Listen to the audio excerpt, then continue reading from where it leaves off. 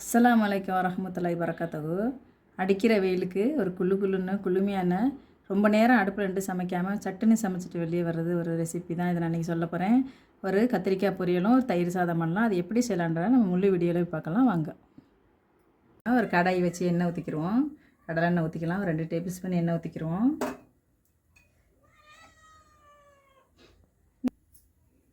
ஒரு 1/4 ஸ்பூன் கடுகு போட்டுக்கிடுவோம். கடுகு பொரியட்டும்.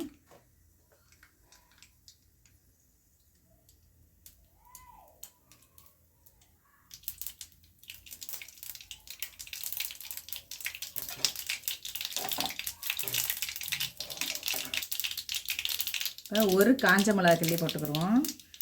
நம்ம பூண்டு நல்லா ஒரு 10 பல்லு பூண்டுக்கு அரிஞ்சு வச்சுருக்கேன். பூண்டு ஒரு வெங்காயம் அதையும் நம்ம அதில் சேர்த்துருவோம்.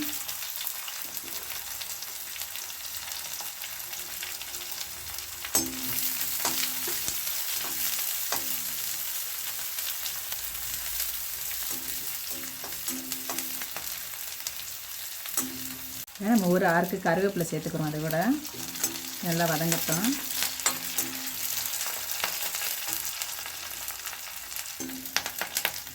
ஒரு 1/4 கிலோ கத்திரிக்காய் வெட்டி வச்சுருக்கேன். கத்திரிக்காயை தண்ணியிலேருந்து எடுத்துருவோம். ஏன்னா எண்ணெயில் போடும்போது சட சடம் வெடிக்கும். கத்திரிக்காய் நம்ம சேர்த்துக்குறோம். அதில் தண்ணி சேர்க்கக்கூடாது. வெறும் எண்ணெயிலே வதங்கணும் கத்திரிக்காய்.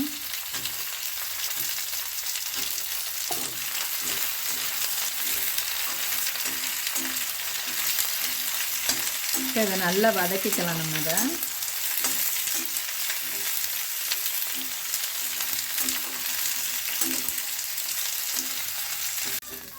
இப்போ இந்த கத்திரிக்காய் கூட சேர்த்து இந்த வெங்காயம் பூண்டெல்லாம் கூட கோல்டன் கலர் ஆகிடுச்சு பாருங்கள். இந்த டைமில் நான் ஒரு சின்ன தக்காளி பழம் வெட்டி வச்சுருக்கேன். அதை நம்ம அதை கூட சேர்த்துக்கிட்டு உப்பு போட்டுக்கிடுவோம். ஒரு 1/2 ஸ்பூன் உப்பு போட்டுக்கிடுவோம். அது கூட சேர்ந்து நல்லா வதங்கட்டும்.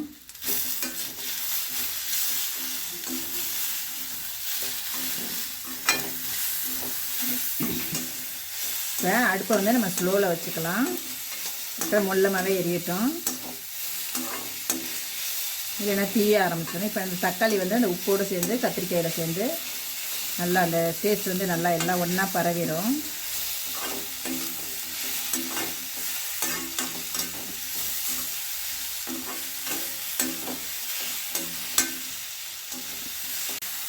இப்போ கத்திரிக்காய் நல்லா வதங்கிடுச்சான்னு நம்ம பார்க்கலாம். கத்திரிக்காய் நல்லா வதங்கிடுச்சா நீங்கள் தொட்டு பாருங்கள். நம்ம போட்டு கிட்டத்தட்ட ஒரு 15 நிமிஷம் ஆகுது. நல்லா வதக்கியாச்சு. மீடியம் ஃப்ளேம்லேயே வச்சு வதக்கிக்கிறங்க. நல்லா வதங்கிடும். ஹை ஸ்பீடு வச்சா தீஞ்சிரும். இப்போ நம்ம இந்த டைமில் மிளகு பொடி சேர்த்துக்குருவோம். இது காரத்துக்கு மிளகு பொடி மட்டும்தான். நம்ம காரத்துக்கு எவ்வளோ வேணுமோ அவ்வளோ போட்டுக்கலாம். ஒரு 1/2 டேபிள் ஸ்பூன் போட்டுக்கலாம். நான் ஒரு சின்ன ஸ்பூனாக இருக்கிறதுனால உங்களுக்கு அளவு இப்படி காட்டுறேன். அதுமாதிரி சீரக பொடி இல்லை ஒரு 1/2 டீஸ்பூன் சீரக பொடி சேர்த்துக்குருவோம். நல்லா வாசனை. இந்த மிளகு பொடி தான் நம்மளுக்கு காரமும் வாசனையும்.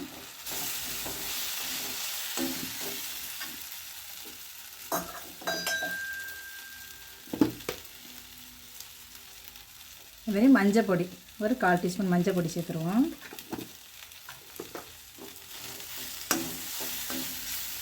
மிளகு சீரகம் சேர்த்தோடனே வாசனை நல்லா இருக்குது. இது ஒரு தயிர் சாதம், இந்த சாம்பார் சாதம், ரசம் சாதம் எல்லாத்துக்குமே ரொம்ப நல்ல ஒரு சைட் டிஷ். இது ரொம்ப அருமையாக இருக்கும் இந்த கத்திரிக்காய் பொரியல்.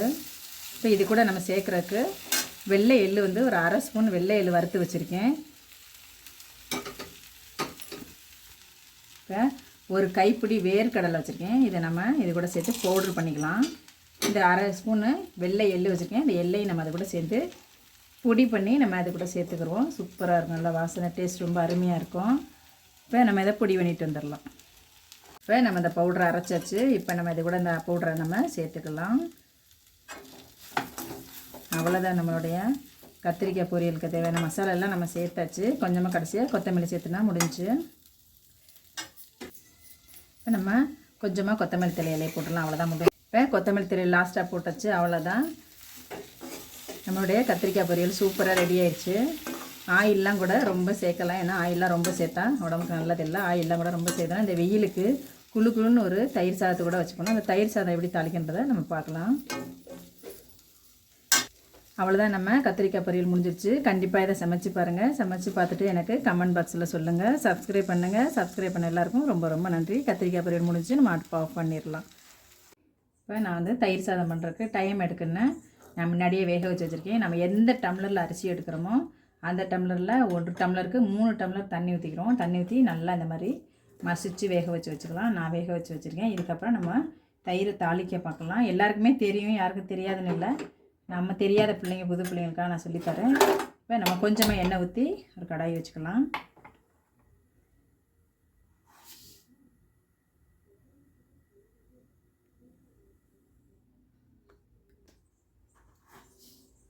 இப்போ எண்ணெய் காஞ்சிருச்சு. ஒரு 1/4 டேபிள் ஸ்பூனு கடுகு சேர்த்துக்குருவோம். ஒரு 1/4 டேபிள் ஸ்பூன் கடுகு வெடிச்சிருச்சு. அது கூட நம்ம ஒரு 1/2 ஸ்பூன் உளுந்து சேர்த்துக்குருவோம். ஒரு 1/2 ஸ்பூன் கடலைப்பருப்பு சேர்த்துக்குருவோம். 1/2 ஸ்பூன் கடலைப்பருப்பு, 1/2 ஸ்பூன் உளுந்தம்பருப்பு சேர்த்தாச்சு. இது நல்லா செவக்கட்டும். இது நம்ம கடுகு வெடிக்கிறதுக்குள்ளே இது பருப்பும் நம்மளுக்கு செவந்துடும். ரொம்ப ஹை ஸ்பீடு வைக்காதீங்க.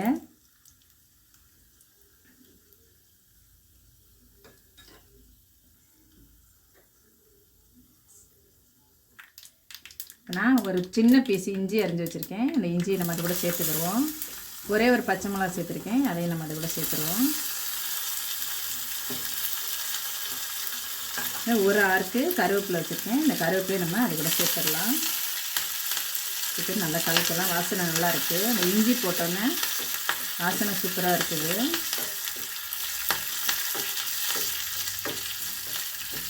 இப்போ இது கூட நம்ம பெருங்காயத்தூள் சேர்த்துக்கலாம்.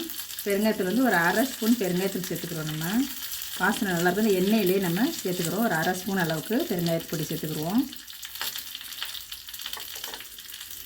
அவ்வளோதான், நம்ம தாளிப்பு முடிஞ்சிச்சு. அடுப்பு ஆஃப் பண்ணிடலாம். இந்த இப்போ நம்ம இந்த சாப்பாடு கூட நம்ம அந்த தாளிப்பை வந்து சேர்த்துடலாம். நம்ம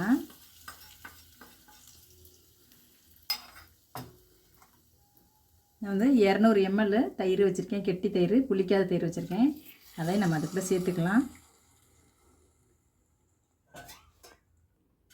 இப்போ இது கூட வீட்டில் காய்ச்சின பால் ஒரு 100 ml இருக்கும். அதையும் நம்ம சேர்த்துக்கிடுவோம்.